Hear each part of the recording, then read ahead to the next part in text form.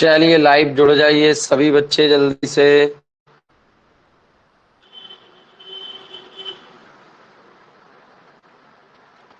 जय श्री कृष्ण बच्चों सभी को।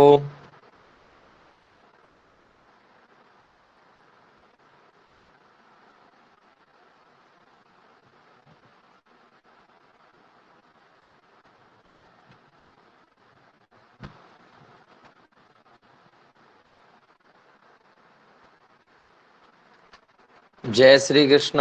लक्की, सोनू, समीक्षा, राखी, लक्ष्मी, बहुत बढ़िया। जल्दी जुड़ जाइए बेटा सभी बच्चे। प्रियव्रत, अमित, गौरव, रवि, रश्मि, नीतेश, सभी जुड़ जाइए बेटा। जय श्री कृष्ण सभी को।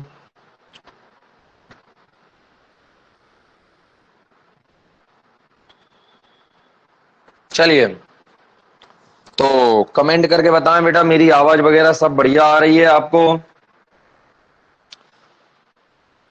जय श्री कृष्ण बेटा सभी को। स्टार्ट करते हैं आज की क्लास। शानदार, जानदार, जिंदाबाद। देखिए, हमने पिछली क्लास में बेटा, हमारा पहले तो चल क्या रहा है ये पता होना चाहिए आपको। कोई डायरेक्ट जुड़ेगा तो थोड़ा सा कम समझ में आएगा बेटा उसको। आपको इस वीडियो को अच्छे से समझने के लिए इससे पहले की वीडियो देखना बहुत आवश्यक है। ठीक, देखने हैं तो बेटा हमारा क्या टॉपिक चल रहा है? हमारा चल रहा है चुंबकत्व एवं द्रव्य, यूनिट 3 चैप्टर 5, क्लास 12 फिजिक्स। तो हम जिसमें कि पढ़ चुके हैं बेटा, हम जिसमें पढ़ चुके हैं कल प्रतिचुंबकीय पदार्थ के बारे में। तो हमने क्या क्या पढ़ा था, एक बार आपके नोट्स जो कल आपने बनाए थे उनको आप अच्छे तरीके से देखिए, मिलाइए बेटा। प्रतिचुंबकीय पदार्थ के बारे में हमने एक बार क्या क्या पढ़ लिया था वो पूरा हम एक बार रिवाइज कर लेते हैं थोड़ा सा जल्दी जल्दी में, ठीक है?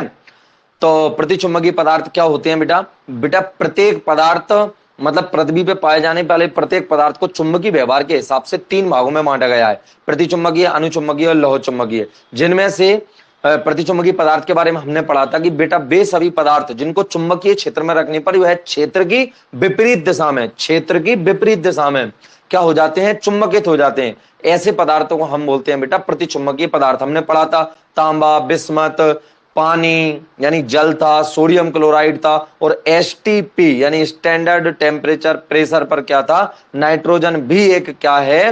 प्रतिचुंबकीय पदार्थ है। ऐसा हमने पढ़ा था। इसके बाद हमने प्रतिचुंबकीय पदार्थों के गुण पढ़े थे।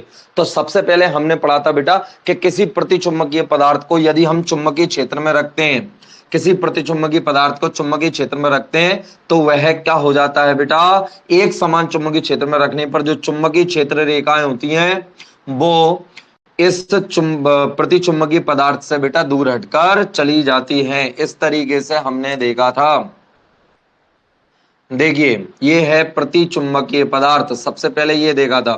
और हमने क्या देखा बेटा? ये क्या था? एक समान चुंबकीय क्षेत्र की कंडीशन में। कैसा है बच्चे?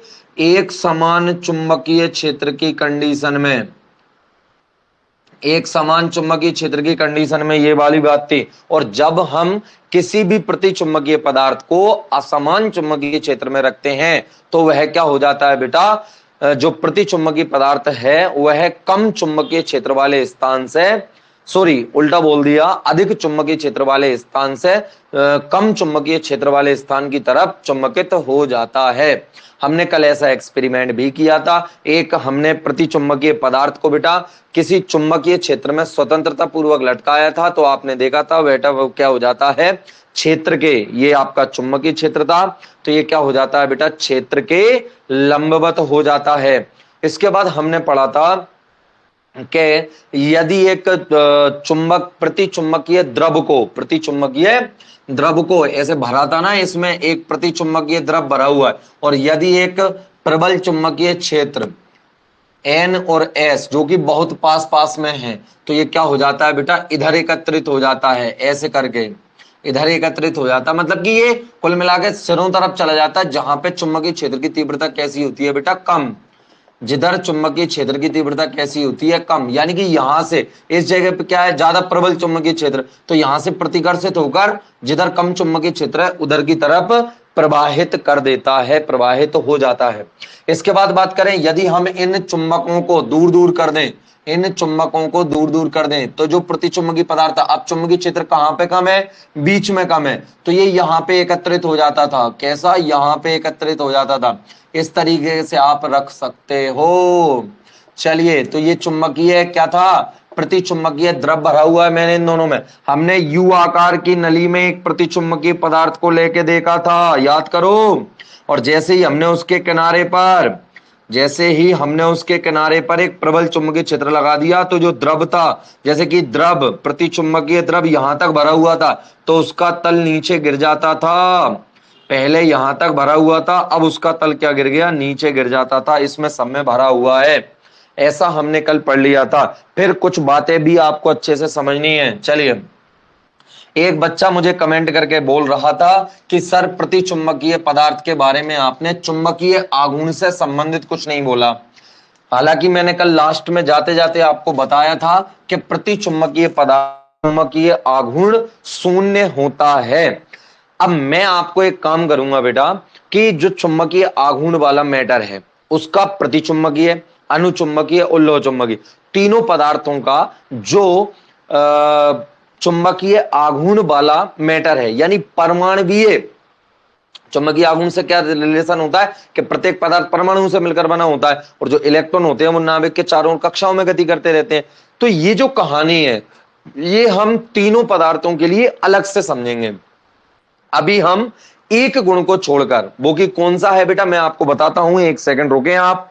जो कि ऐसा है बेटा कि प्रतिचुंबकीय, अनुचुंबकीय, लोह चुंबकीय गुणों का परमाणुवीय मॉडल के आधार पर, पूरा परमाणुवीय मॉडल के आधार पर समझाना, ये मैं अलग से आपको बताऊंगा। ठीक, अभी हम इस मॉडल को छोड़कर, परमाणुवीय मॉडल, इलेक्ट्रॉन वगैरह, चुंबकीय आघूर्ण, इन चीजों को छोड़कर हम बाकी जो पूरे गुण हैं वो हमने प्रतिचुंबकीय के पढ़ लिए थे। आज हम बेटा अनुचुंबकीय पदार्थ के गुणों को पढ़ेंगे। तो अपनी नोटबुक तैयार कर लीजिए और लिखिए मेरे साथ में, अनुचुंबकीय पदार्थ की परिभाषा। क्या बोलेंगे हम, अनुचुंबकीय पदार्थ, अनुचुंबकीय पदार्थ की परिभाषा। तो आप क्या बोलोगे बेटा, वे पदार्थ, वे पदार्थ जिनको प्रबल चुंबकीय क्षेत्र में रखने पर, देखिए बच्चों,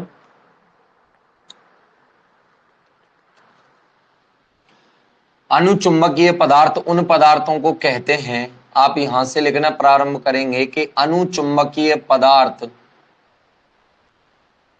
उन पदार्थों को कहते हैं, अनुचुंबकीय पदार्थ उन पदार्थों को कहते हैं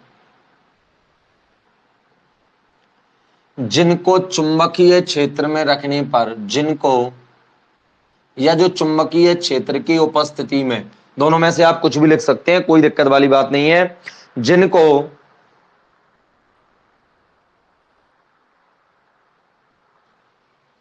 जिनको चुंबकीय क्षेत्र में रखे जाने पर, ध्यान से, रखे जाने पर क्षेत्र की दिशा में, क्षेत्र की दिशा में ही, क्षेत्र की दिशा में ही क्या हो जाते हैं बेटा, हल्का सा चुंबकित हो जाते हैं। ये शब्द आपको नहीं दिख रहा होगा तो देखें, मैं आपको बोल देता हूं, हल्का सा चुंबकित हो जाते हैं। देखो परिभाषा क्या आ गई बेटा आपकी, ध्यान से समझेंगे आप, हालांकि बहुत सिंपल परिभाषा है।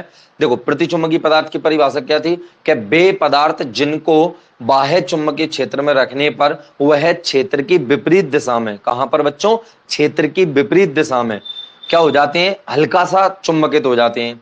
और ये अनुचुंबकीय पदार्थ क्या होते हैं बेटा, इनके नाम से भी समझ में आ रहा है, अनु।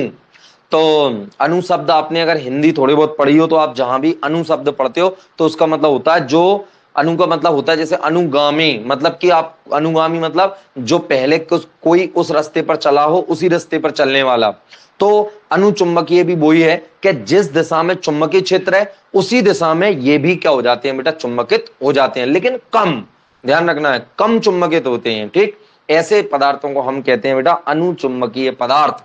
ठीक, चलिए उदाहरण लिखेंगे बच्चे हम इनका, क्या लिखेंगे, मैं उदाहरण यहीं पे लिख रहा हूं। ठीक, पर बाद में क्या जगह नहीं बचती है, बोर्ड थोड़ा छोटा है इसलिए जगह नहीं बचती। उदाहरण लिखे आप बेटा, एल्यूमिनियम, सोडियम, कैल्शियम।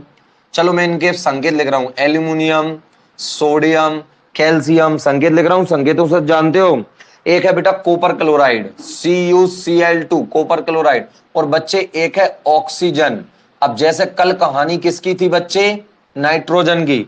एसटीपी पर नाइट्रोजन क्या होती है बेटा, हमारी प्रतिचुंबकीय होती है, प्रतिचुंबकीय पदार्थ होता है। ऐसे ही एसटीपी पर कौन है बेटा आपका, एसटीपी पर ऑक्सीजन एक क्या है, अनुचुंबकीय पदार्थ। कल कोई बच्चा ना जोड़ पाया हो तो एसटीपी का मतलब स्टैंडर्ड टेम्परेचर प्रेशर, मानक ताप व दाब, और मानक ताप व दाब मैंने आपको बता दिए थे। और भी है बेटा आपके क्रोमियम, लिथियम, लो और ले लो, chromium, lithium, magnesium, chromium, lithium, magnesium दे रखा, नियोबियम, प्लेटिनम, टंगस्टन। देखिए प्लेटिनम है और टंगस्टन आदि। तो ये मैंने बहुत सारे एग्जाम्पल लिख दिए बेटा आपके सामने, देख लीजिए डब्बे में एग्जाम्पल लिखे हैं बेटा, ये सभी काय के एग्जाम्पल है, अनुचुंबकत्व के एग्जाम्पल है। चलिए मैं एक आपके मन में भी थोड़ा बहुत तो आ रहा होगा कि हम किसी पदार्थ को देखकर कैसे बता पाएंगे कि ये अनुचुंबकीय पदार्थ है।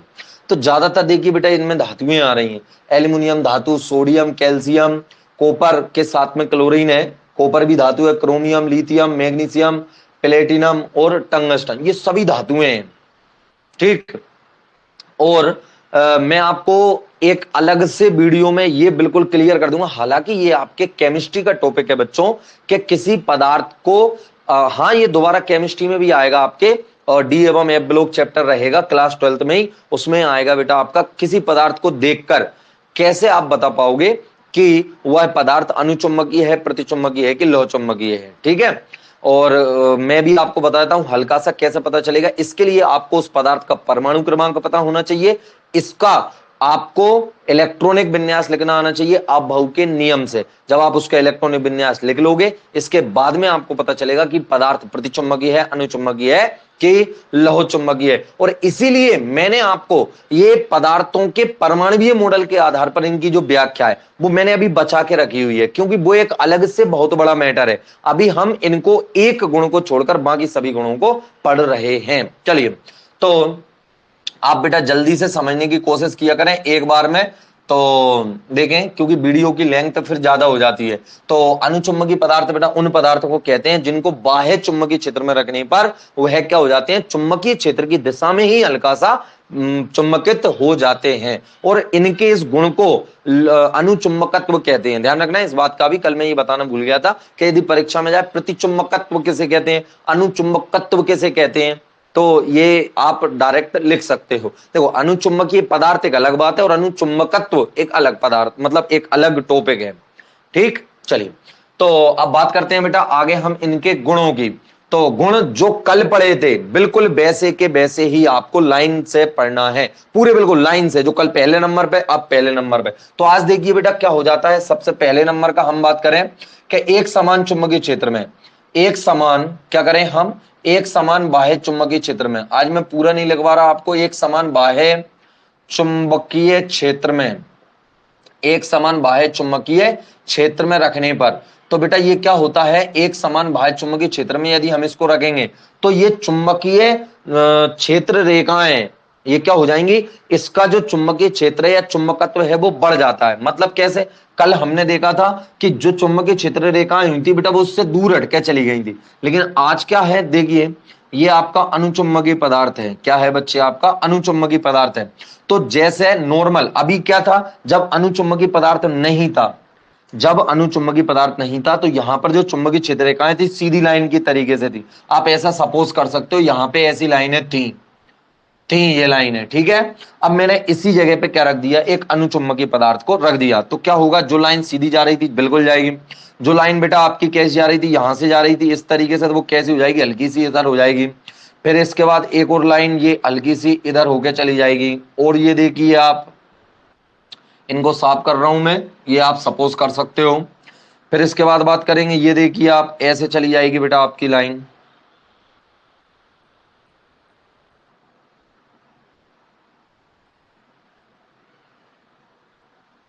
चलिए तो आपको समझ में आ गया होगा बच्चों कि अनुचुंबकीय पदार्थ में चुंबकीय क्षेत्र रेखाएं किस प्रकार से व्यवहार करती हैं। तो ये है बेटा आपका क्या, अनुचुंबकीय पदार्थ, क्या हैगा, अनुचुंबकीय पदार्थ, और ये क्या आएंगी, चुंबकीय क्षेत्र रेखाएं।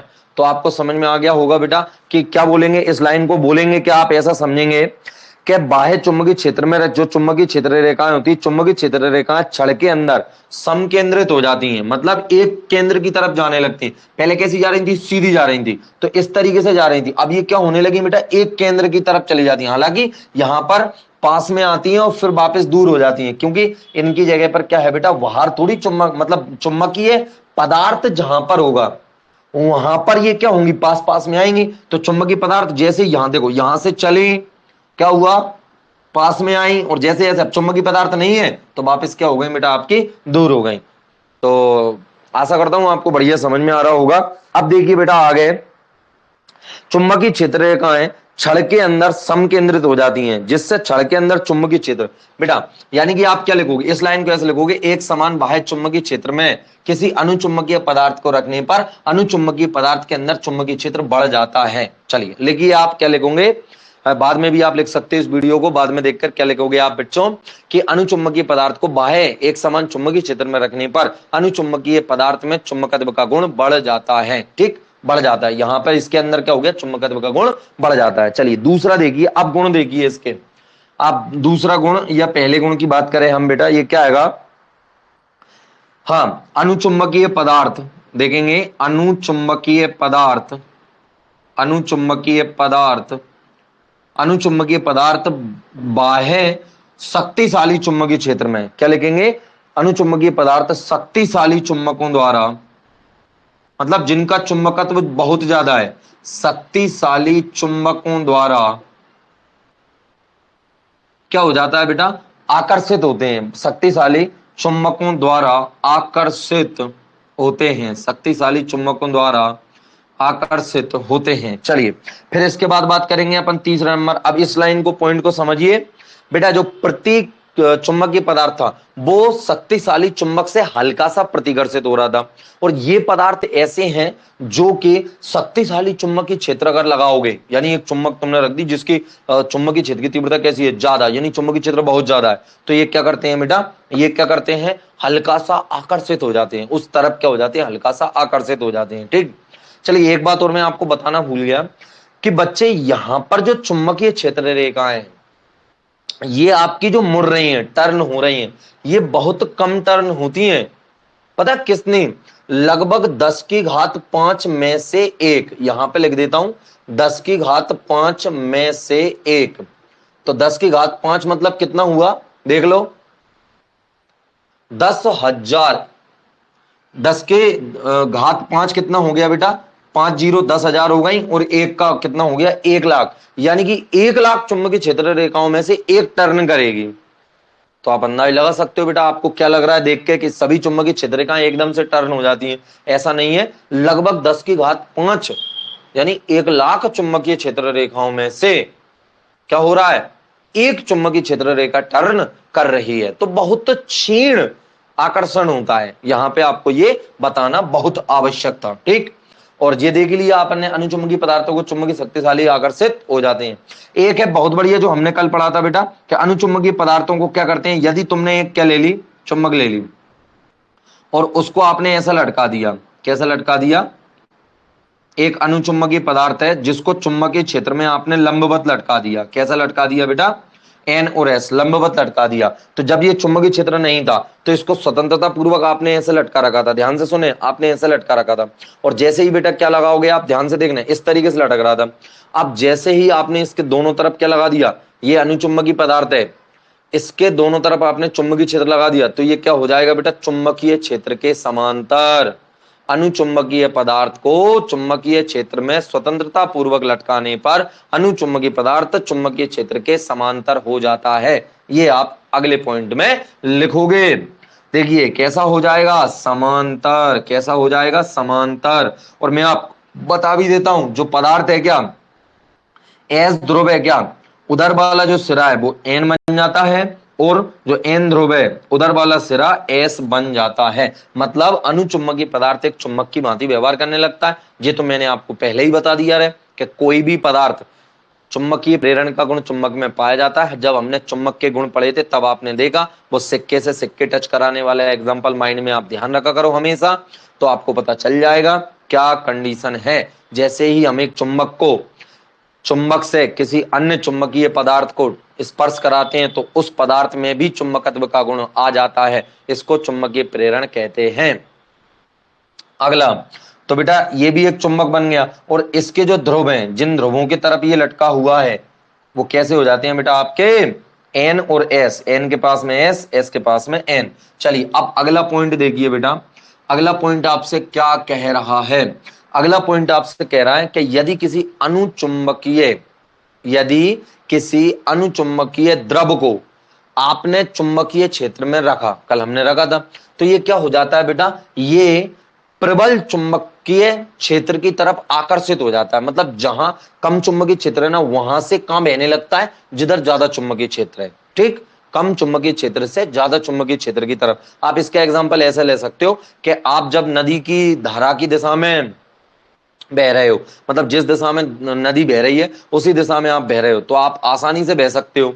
बस यही वाली बात है। प्रतिचुंबकीय पदार्थ की कंडीशन में एक व्यक्ति ऐसा है जो धारा की विपरीत दिशा में बहने की कोशिश कर रहा है। ठीक, अब चलिए हम उदाहरण से समझते हैं कि एक प्याली ले ली मैंने, और इसमें क्या भर दिया बेटा, आपका ये अनुचुंबकीय पदार्थ भरा हुआ है। ठीक, अनुचुंबकीय पदार्थ भरा हुआ है।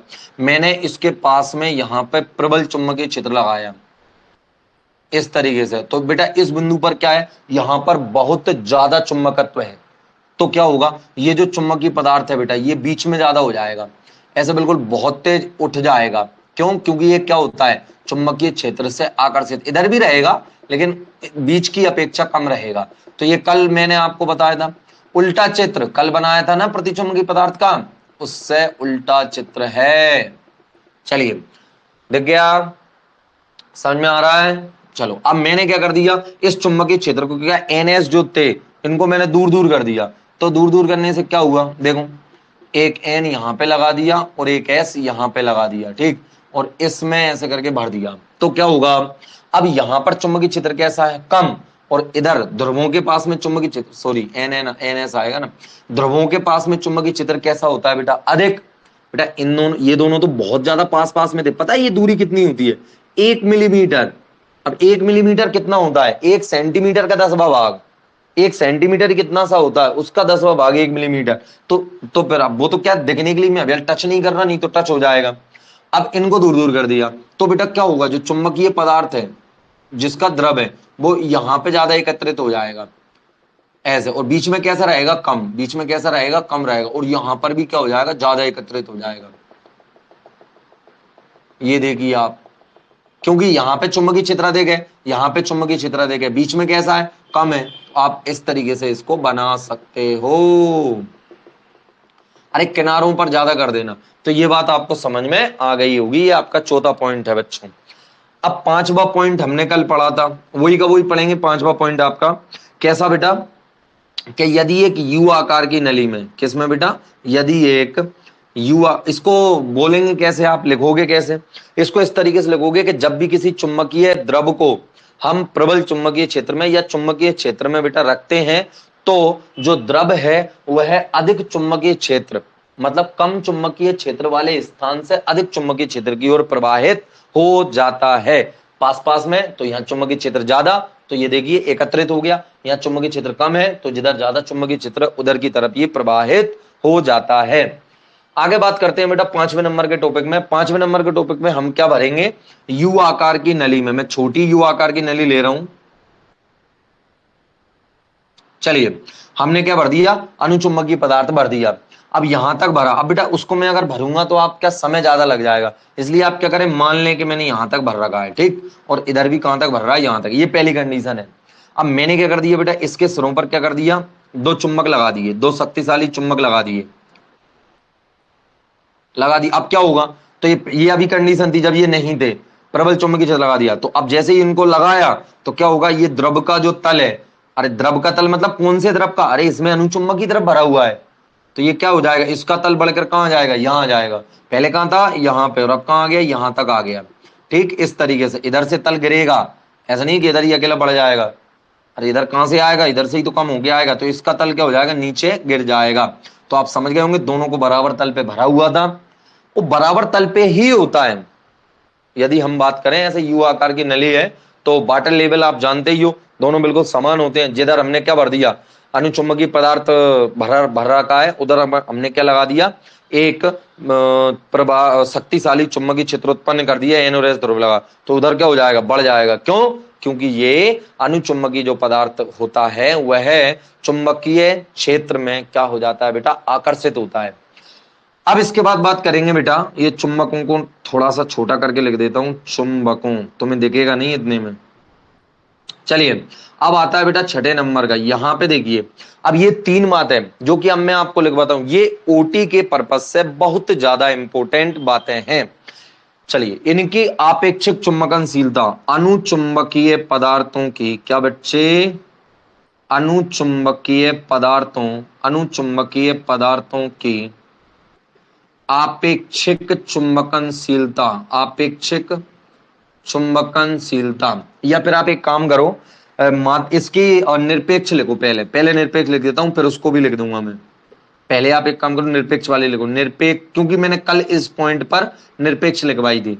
निरपेक्ष चुंबकनशीलता, चुंबकनशीलता, निरपेक्ष चुंबकनशीलता क्या होती है बेटा, वायु या निर्वात, किससे, वायु या निर्वात की चुंबकनशीलता, वायु या निर्वात की चुंबकनशीलता से अधिक होती है, से अधिक होती है। और भी अर्थ भी समझाएंगे इसका, अर्थात क्या हो गया बेटा, तो अर्थात आप ऐसा समझ सकते हो, अर्थात आप ऐसा समझ सकते हो कि जो आपका म्यू होता है बेटा, वो अधिक होता है किससे, म्यू जीरो से, या म्यू आर है वह भी अधिक होता है बेटा किससे, म्यू जीरो से। इन पदार्थों की निरपेक्ष चुंबकनशीलता निर्वात की चुंबकनशीलता से अधिक होती है। अतः इनको, इसका मतलब क्या होगा, इसका अर्थ क्या है, यदि इनको हमने क्या कर दिया बेटा, चुंबकीय क्षेत्र में रखा, यदि अनुचुंबकीय पदार्थ को चुंबकीय क्षेत्र में रखा, तो इस क्षेत्र से जो चुंबकीय क्षेत्र रेखाएं अब गुजर रही हैं, वो जब पदार्थ नहीं था तो उतनी ही क्षेत्र से वायु या निर्वात में जो पहले चुंबकीय क्षेत्र रेखाएं गुजर रही थी, उनकी संख्या से अब जो संख्या है वो ज्यादा हो जाएगी। मैंने ज्यादा लंबी बात बोल दी क्या, नहीं आई समझ में, तो आप ऐसा समझ सकते हो कि चलो आप मान के चलिए कि अभी आपके मोबाइल की स्क्रीन पर कुछ लाइनें जा रही हैं, ठीक, बहुत सारी लाइनें जा रही, ठीक, जा रही हैं, 10 20 50 आप जितनी भी कंसीडर कर लीजिए, आपकी मोबाइल की स्क्रीन पे जा रही हैं। आप एक काम करिए, इसको मैंने क्या कर दिया, अब ये अनुचुंबकीय पदार्थ आपकी मोबाइल की स्क्रीन पर ऐसे करके मैंने रख दिया, ठीक, ये देखिए आपकी मोबाइल की स्क्रीन पर ये रख दिया, तो ये क्या है, एक अनुचुंबकीय पदार्थ। तो अब जो चुंबकीय क्षेत्र रेखाएं थी वो पहले की अपेक्षा बहुत ज्यादा हो गई, पहले की अपेक्षा बहुत ज्यादा हो गई, ऐसे करके क्या चली जाएंगी, ज्यादा चली जाएंगी। इसका अर्थ क्या है कि अनुचुंबकीय पदार्थ को चुंबकीय क्षेत्र में रखने पर इसकी जो चुंबकीय क्षेत्र की तीव्रता होती है वो बढ़ जाती है। चलिए, यहां तक आपको समझ में आएगा, हो गया।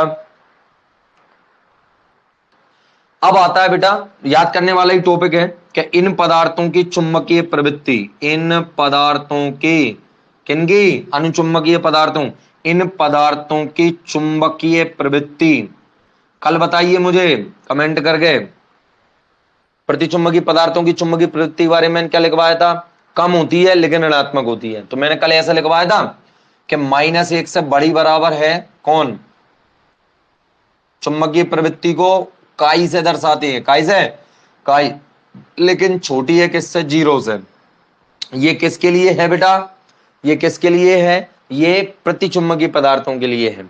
और इन पदार्थों की जो चुंबकीय प्रवृत्ति, इन पदार्थों की जो चुंबकीय प्रवृत्ति है वो क्या होती है बेटा, कम लेकिन धनात्मक।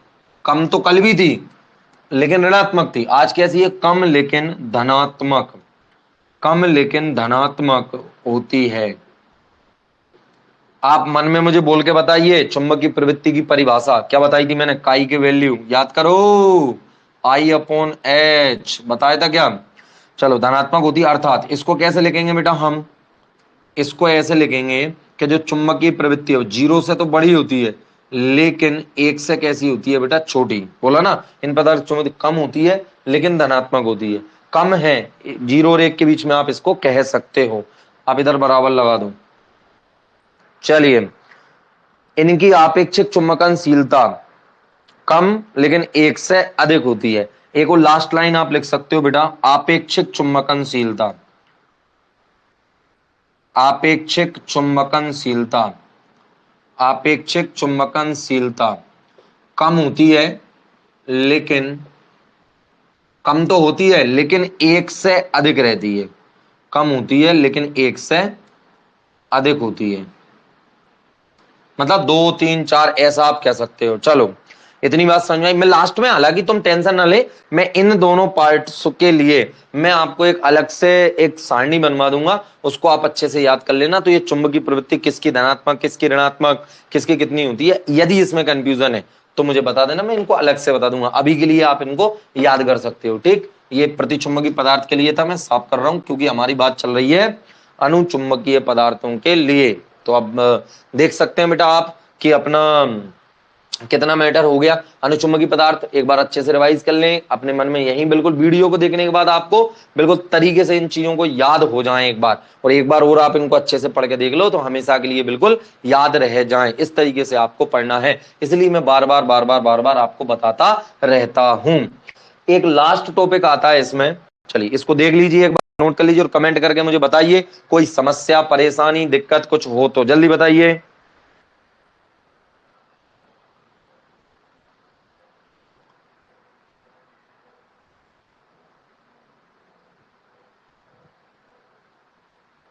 लक्की एमओटी से, एमओटी मतलब क्या बोल रहे हो आप,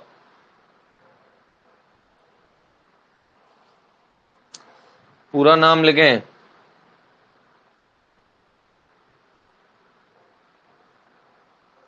नहीं कोई प्रॉब्लम नहीं है, चलिए बहुत बढ़िया।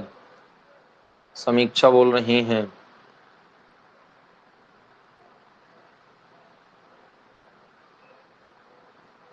ललित धाकड़ आ रही है समझ में, बहुत बढ़िया। राखी कोई प्रॉब्लम नहीं है। पदार्थ की प्रकृति, एमओटी मतलब पदार्थ की प्रकृति, पता नहीं लक्की भाई आप क्या बोल रहे हैं, हमें नहीं समझ में आ रहा। पता लगाना, पदार्थ की प्रकृति पता लगाना, अच्छा एमओटी वो केमिस्ट्री का कोई वो हैगा सिद्धांत है आपका, समझ रहा हूँ समझ रहा हूँ। चलो बेटा, आप में से जो बच्चे अभी नहीं देख पाते हैं, जो बाद में देखते हैं, उनको बता दिया करें आप कि इस वीडियो को बाद में यूट्यूब पे देखें तो पूरा देखना है। आप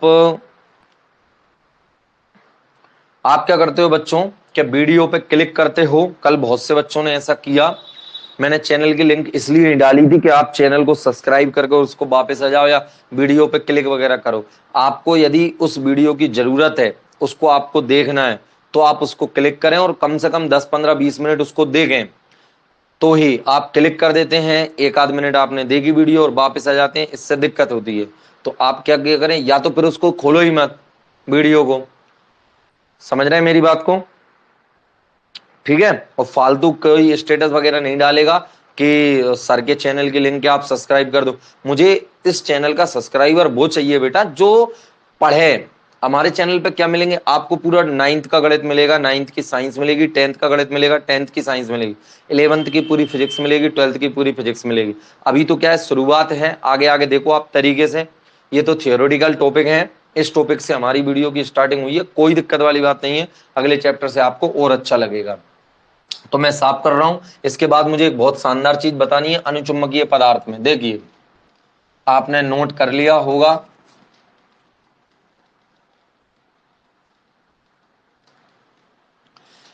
अनुचुंबकीय पदार्थ में कल मैंने आपको लास्ट एक प्रतिचुंबकीय पदार्थ में एक बात लिखवाई थी कि जो प्रतिचुंबकीय पदार्थ होते हैं ना बच्चों, वह ताप पर निर्भर नहीं करते, यानी ताप के परिवर्तन से प्रतिचुंबकीय पदार्थों पर कोई प्रभाव नहीं पड़ता है, ऐसा मैंने कल बताया था। लेकिन जो अनुचुंबकीय पदार्थ होते हैं ये क्या करते हैं बेटा, इन पर ताप का प्रभाव पड़ता है। आप समझे बात को, मैंने क्या बोला, अनुचुंबकीय पदार्थ है कोई, उसका आपने टेम्परेचर बढ़ा दिया, घटा दिया, तो इस टेम्परेचर के बढ़ाने या घटाने से क्या होगा, अनुचुंबकत्व का जो गुण उस पदार्थ में था उस पर प्रभाव पड़ेगा। प्रतिचुंबकत्व पर नहीं पड़ रहा था, आज पड़ेगा प्रभाव, और किस तरीके का प्रभाव पड़ेगा वो भी हम देखेंगे अच्छे तरीके से। तो देखिए क्या प्रभाव पड़ेगा।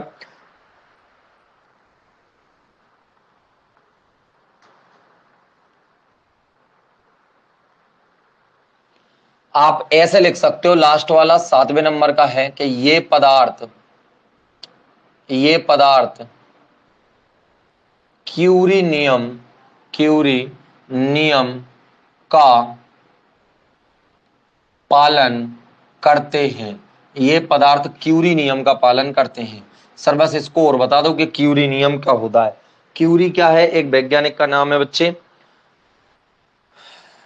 सर इसका अर्थ क्या हुआ, क्यूरी नियम का अर्थ क्या हुआ बच्चों, तो क्यूरी नियम का अर्थ देखेंगे आप, ये कहता है कि इनकी जो चुंबकीय प्रवृत्ति रहती है, इनकी जो अनुचुंबकीय पदार्थ की चुंबकीय प्रवृत्ति उसके परम ताप के व्युत्क्रमानुपाती होती है। क्यूरी नियम बता रहा हूं मैं कि अनुचुंबकीय पदार्थ की अनुचुंबकीय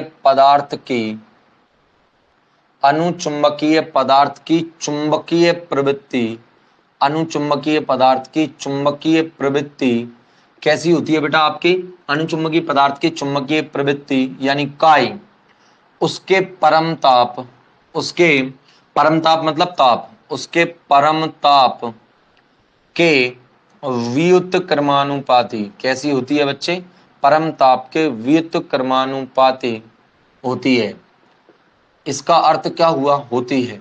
तो अर्थात हम ऐसा लिख सकते हैं, इसका अर्थ जो हो गया कि काई व्युत्क्रमानुपाती 1/T, यहां से अनुक्रमानुपाती का चिन्ह हटाते हैं तो सभी बच्चे जानते हैं क्या लगाएंगे, एक नियतांक लगाएंगे। तो काई इज इक्वल टू, नियतांक का नाम है C, तो यहां C क्यूरी नियतांक, इसको बोलते हैं बेटा क्यूरी नियतांक है। यहां C एक क्यूरी नियतांक है। आ गई बात समझ में, ये कंडीशन है। तो इसका अर्थ भी समझ लो, इसका अर्थ भी समझ में आ रहा होगा कि व्युत्क्रमानुपाती का क्या अर्थ होता है। तो व्युत्क्रमानुपाती का अर्थ होता है बेटा कि आप चुंबकीय प्रवृत्ति को, चुंबकीय प्रवृत्ति का मतलब कि पदार्थ में चुंबकत्व का गुण कितना ज्यादा है, कम है, कैसा है, वो सब चुंबकीय प्रवृत्ति दर्शाती है। तो बच्चे ताप यदि आपने बढ़ाया तो चुंबकीय प्रवृत्ति क्या हो जाएगी, कम। यानी कोई अनुचुंबकीय पदार्थ आपने लिया और उसको आपने गर्म किया तो जो उसकी अनुचुंबकत्व का गुण था वो क्या हो जाएगा बेटा, कम हो जाएगा। तो मेरी बात आपको समझ में आ गई होगी, ठीक। और ये मैंने आपको बता दिया, मैं आपको सिद्ध भी करवाना है क्या, वैसे तो इतना ज्यादा अंदर आप ना जाएं तो बढ़िया है कि काई बराबर C/T कैसे आया है, या काई व्युत्क्रमानुपाती 1/T। आप बोलोगे तो बता दूंगा, चलिए समय बचता है तो बता दूंगा। अभी लोह चुंबकीय पदार्थ को देख लीजिए, आप कमेंट करके बता देना, मुझे 1 घंटे ही पढ़ाना होगा, अगली क्लास को भी लेना है मुझे, इसलिए बेटा इसको मैं सिद्ध करवा दूंगा कि काई इज इक्वल टू C/T कैसे आया। एक वैज्ञानिक थे जिन्होंने इसको सॉल्व किया था। चलिए तो अब बात करते हैं बेटा अगले पदार्थ की, जिसको बोलते हैं बेटा हम लोह चुंबकीय पदार्थ। उसके बारे में आपको ज्यादा समय नहीं लगेगा, क्यों, क्योंकि आप 2 पदार्थों को पढ़ चुके हो, बिल्कुल वैसे के वैसे उसके गुण हैं। चलिए लोह चुंबकीय पदार्थ, उसको हम थोड़ा शॉर्ट में खत्म करेंगे।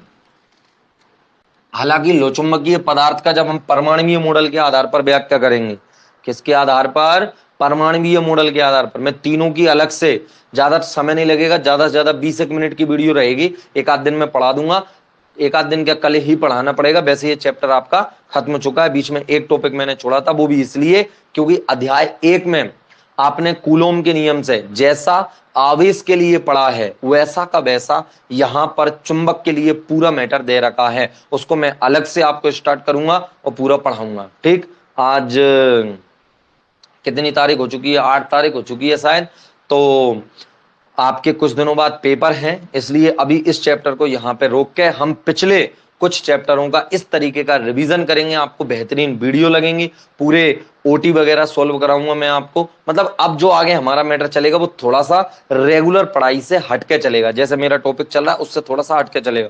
चलिए, लोह चुंबकीय पदार्थ को देखिए। लोह चुंबकीय पदार्थ क्या है बच्चे? लोह चुंबकीय पदार्थ।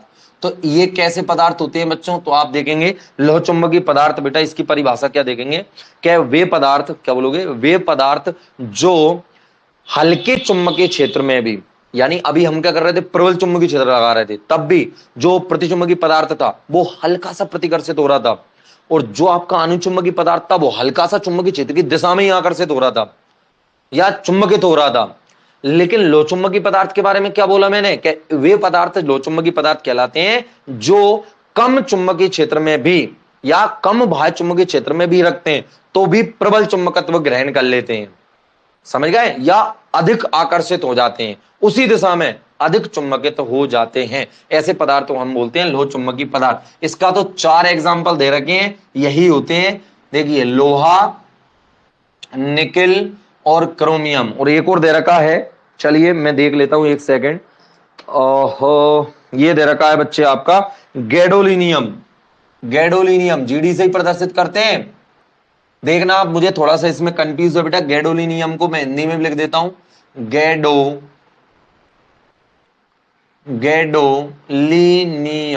गैडोलिनियम। आप कमेंट में इसका परमाणु क्रमांक और ये किस ब्लॉक का तत्व है ये भी बताएं। SPDF किस ब्लॉक का तत्व है? गैडोलिनियम। परमाणु क्रमांक क्या है और क्या इसका संकेत मैंने सही लिखा है? चलिए, तो लोह चुंबकीय पदार्थ लोहा, निकिल, क्रोमियम, ये तो आपको पता ही होगा। Iron, cobalt, nickel, copper, zinc 28, 29 number पे होते हैं सभी।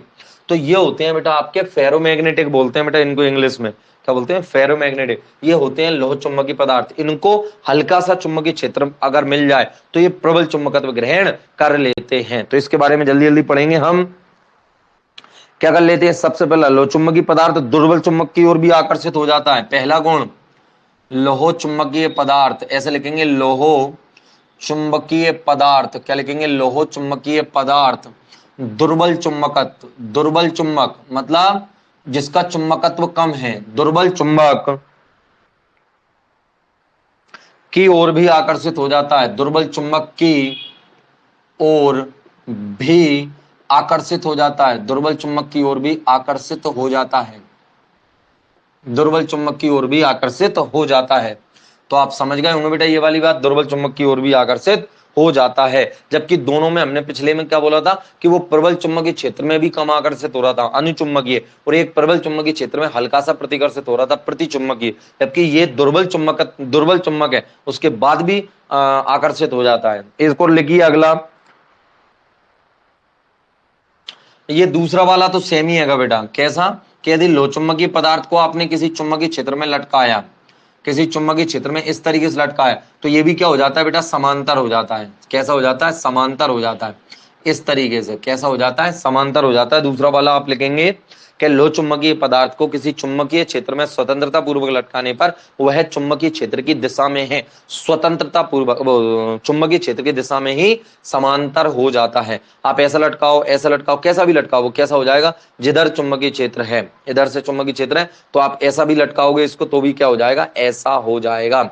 बिल्कुल क्या बोलते हैं? समांतर हो जाएगा। अब सर अनुचुंबकीय वाले में और इसमें इस गुण में अंतर, बेटा इसमें जो खिंचाव होता है, इसमें जो बल लगता है, जैसे इधर क्या था N तो ये S बना, तो इनके बीच में जो आकर्षण बल लग रहा था, और इधर क्या था बेटा आपका S, तो ये क्या हो गया N, तो इनके बीच में जो आकर्षण बल लग रहा है वो अनुचुंबकीय पदार्थ के स्थिति से ज्यादा लग रहा है यहाँ पर। ठीक, आगे तीसरे नंबर की हम बात करें बेटा, अगले वाले की देखिए, इन्होंने कहा कि यदि हम जब किसी लोह चुंबकीय पदार्थ को एक असमान चुंबकीय क्षेत्र में रखते हैं तो वह क्षेत्र से कम तीव्रता वाले भाग से अधिक तीव्रता वाले भाग की ओर चलने लगता है। तो जैसा हमने पहले देखा था एग्जांपल, वैसा का वैसा ही इसमें है। ये कम तीव्रता वाले भाग से कहां चलने लगता है बेटा? कम तीव्रता वाले भाग से कहां चलने लगता है? अधिक तीव्रता वाले भाग की ओर, अधिक तीव्रता वाले भाग की ओर, अधिक तीव्रता वाले भाग की ओर चलने लगता है। कौन? लोह चुंबकीय पदार्थ। कौन बेटा? लोह चुंबकीय पदार्थ। कब चलने लगता है? जब इसको हम असमान मतलब कहीं चुंबकीय क्षेत्र कम है, असमान चुंबकीय क्षेत्र में रखने पर, देखिए असमान चुंबकीय क्षेत्र में रखने पर इसको हम असमान चुंबकीय क्षेत्र में रखेंगे तो कम तीव्रता से अधिक तीव्रता की तरफ चला जाएगा। चौथे नंबर पे आप वही वाला एक्सपेरिमेंट ले लो, एक लो चुंबकीय पदार्थ है, इसको ले लो। अब क्या हो रहा था बेटा, जो चुंबकीय क्षेत्र रेखा थी वो सीधी जा रही थी, तो क्या हो जाएंगी, यहां से बिल्कुल एकदम टर्न होकर जाएंगी, ऐसे ऐसे हो जाएंगे, बिल्कुल सुई सुई, हट जाओ आगे से, सुई, मोटरसाइकिल आ रही है सुई सुई करती हुई, इधर से जाएंगी सुई, फिर जाएंगी सुई, टच नहीं कर रही है एक दूसरे को, ध्यान रखना है। चलिए ये हो जाएगा बेटा आपका प्रबल चुंबकीय क्षेत्र। ये कैसा पदार्थ है, अभी यहां पर आपका लौह चुंबकीय पदार्थ, कैसा है, लौह चुंबकीय पदार्थ, देख लेना क्या है, लौह चुंबकीय पदार्थ। बेटा अनुचुंबकीय में क्या हो रहा था, 10⁵ में से एकाध क्या हो रही थी, टर्न हो रही थी, चुंबकीय क्षेत्र का एकाध टर्न हो रही थी। और यहां पर क्या हो रहा है, यहां पर ऐसा नहीं है, यहां पर 10⁵ से 10⁵ इतनी हो जाती है। देखना गुजरने वाली क्षेत्रिकाओं की संख्या बहुत ही अधिक होती है, पता है कितनी, इसका जो म्यू आर का मान होता है, इसके लिए मैं यही लिख देता हूं, ये म्यू आर का मान होता है 10⁵ से लेकर 10⁵ मतलब कि बहुत ज्यादा चुंबकीय क्षेत्रिकाएं इससे होकर प्रवेश कर जाए। ऐसी सीधी थी, कैसी थी, सीधी ऐसी जा रही थी, देखना ऐसे करके सुई ऐसी जा रही थी, अब वो कैसी हो जाएंगी, इस तरीके से जाने लगेंगी। ठीक है, समझ में आया, ऐसी जा रही थी अब यूं करके जाने लगेंगी। चलो दिख रहा है आपको आगे। अब आता है बेटा अगला 5वें नंबर का, जो भी है ताप बढ़ाने पर लौह चुंबकत्व का गुण कम होने लगता है। वही बात सेम है पहले की जैसी, ताप अगर आप बढ़ाओगे, ताप बढ़ाने से लौह चुंबकत्व पदार्थ है, जैसे लोहा है, आपने लौह चुंबकत्व का गुण उसमें है, आपने उसको गर्म कर दिया तो उसका लौह चुंबकत्व क्या हो जाएगा बेटा, कम हो जाएगा। लौह चुंबकत्व का गुण कम हो जाता है, कम हो जाता है, यहां पे आप इतना लिख सकते हो। और मैं आपको बता भी देता हूं, एक बात बहुत इंपॉर्टेंट है बेटा, एक निश्चित ताप होता है, चलिए बहुत अच्छी बात है, कम तो हो गया, यहां तक आ गया समझ में, लेकिन एक कंडीशन ऐसी है बच्चों जिसमें क्या होता है कि एक निश्चित ताप पर, समझना किस पर, एक निश्चित ताप जिसे हम क्यूरी ताप कहते हैं, आप कम करते गए बढ़ाते गए बढ़ाते गए, चलिए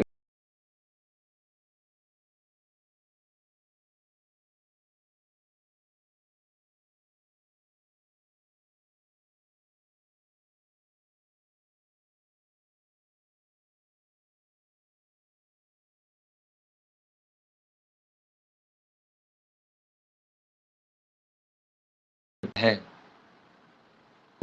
कि मान के चलो ऐसा आप समझ सकते हो कि एक बच्चा है जो कि मान के चलो पढ़ता नहीं है, एक बच्चा है पढ़ता नहीं है और आप उसको डांट लगा रहे हो, यानी कि अब वो बच्चा पढ़ने का गुण उसका क्या आ रहा है बेटा, आपका अनुचुंबकत्व की तरफ जा रहा है और आप उसको डांट लगा रहे हो, यानी उसको गर्म कर रहे हो। तो आपने पीटा पीटा पीटा पीटा, एक स्थिति ऐसी हो जाएगी वो बहुत ज्यादा पढ़ने वाला हो गया, और पढ़ने वाला मतलब अनुचुंबकीय, या फिर ऐसी कंडीशन आप कह सकते हो कि लोचुंबकीय वो था, लोचुंबकीय का तात्पर्य है कि नहीं पढ़ता, और आपने उसको डांट डपट लगाई लगाई लगाई लगाई, एक कंडीशन ऐसी आई जहां पर उसने इतना तेज पढ़ने स्टार्ट कर दिया कि वो भयंकर पढ़ने वाला हो गया।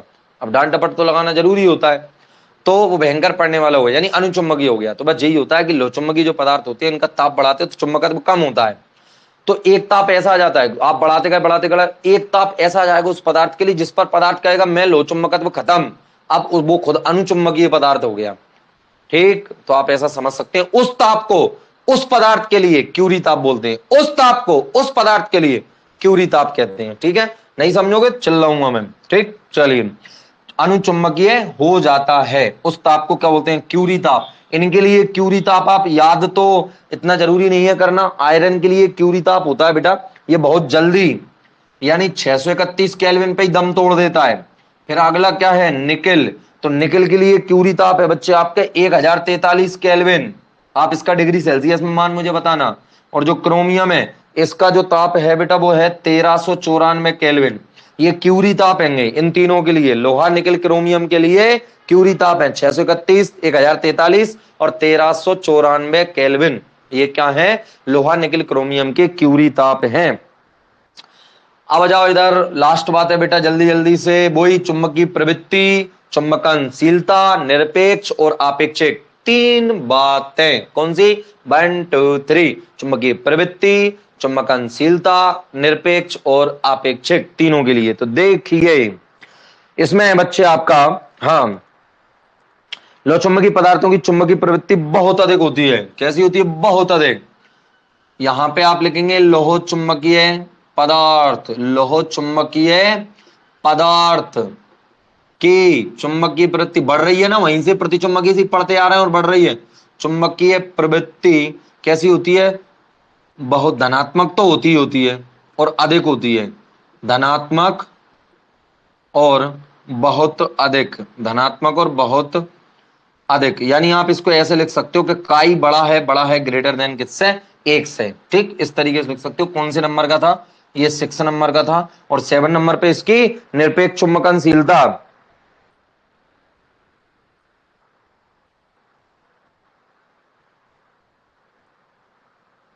चलिए देखिए, इनकी जो चुंबकनशीलता है वो बहुत अधिक होती है। ऐसा दे नहीं रखा परमानेंट, आप ऐसा समझ सकते हो। एक लाइन में लिख देता हूं, इसमें आप पूरी बाकी दोनों बातें समझ जाएंगे कि जो अनुचुंबकीय पदार्थों के गुण होते हैं वो पूरे के पूरे गुण लोह चुंबकीय पदार्थों में प्रबल होते हैं। बस एक बात में भी मैं आपको इस पूरे टॉपिक को खत्म कर सकता था। अनुचुंबकत्व के बाद ये एक बात बोलकर मैं अपने अगले टॉपिक को खत्म कर सकता था, जो कि क्या था कि अनुचुंबकीय पदार्थों के जितने भी गुण हैं वो पूरे लोह चुंबकीय पदार्थों में प्रबलता से पाए जाते हैं। बस अब आप समझ में आ गई होगी। तो आप वीडियो की लेंथ देख लें बेटा कितनी हो गई।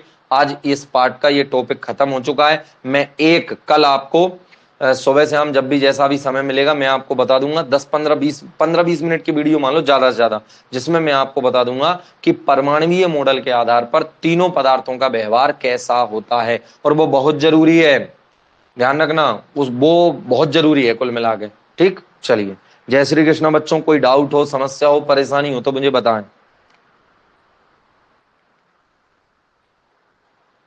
जल्दी से, समझ में आया कि नहीं आया? एफ ब्लॉक का बहुत बढ़िया, गैडोलिनियम एफ ब्लॉक का परमाणु क्रमांक 64। अच्छा, आप ही देखो भैया, केमिस्ट्री का मैटर मुझे ना है पता इतना।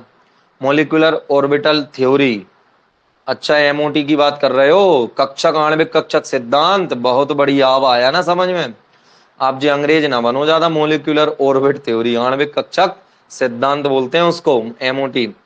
आ गया सर समझ में? जल्दी से बताइए आ गया समझ में? और जय श्री कृष्ण करके बाय करिए, कोई प्रॉब्लम नहीं है। बहुत बढ़िया, खुशबू बोल रहे हैं। बढ़िया लगता है आपको वीडियो? आप कोई भी बच्चे ने यदि इस वीडियो को लाइव नहीं देखा हो, आप ध्यान से सुने, कोई भी बच्चे ने इस वीडियो को लाइव नहीं देखा हो तो वो बच्चा यूट्यूब पर ये वीडियो आपकी लगभग 9 साढ़े 9 बजे तक मैं डाल दूंगा। 10 15 20 मिनट पश्चात यहीं पे आ जाती है लाइव सेक्शन में। और नहीं तो आपको कहाँ जाना है? यूट्यूब पर जाना है। और यूट्यूब पर आज नहीं देखना तो कल सुबह देखना है, ठीक है? और पूरी देखना है। और जिन बच्चों ने नहीं देखी सबको बताएं कि 3 वीडियो बन चुकी हैं, ये 2 वीडियो हैं तो दोनों वीडियो को आपको अच्छी तरीके से देखना है। 3 है तो 3 को देखना है। प्ले लिस्ट बना दूंगा मैं 12वीं क्लास की। नमस्कार, सत श्री अकाल, जय श्री राम, जय हिंद, जय भारत, गुड नाइट। सो जाइए, नहीं मतलब सोना नहीं है अभी। आयरन 1043 सही है ना बेटा? तो दिक्कत क्या आ रही है? रानी, बरसा रानी, आयरन 1043 सही है।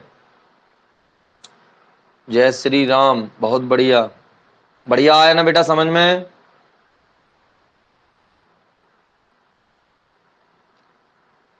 शिवलाल में है क्या? है शिवलाल में? पता नहीं, लक्की की बातें अलग ही लेवल की चल रही हैं। चलो ठीक है, बाय, है ना?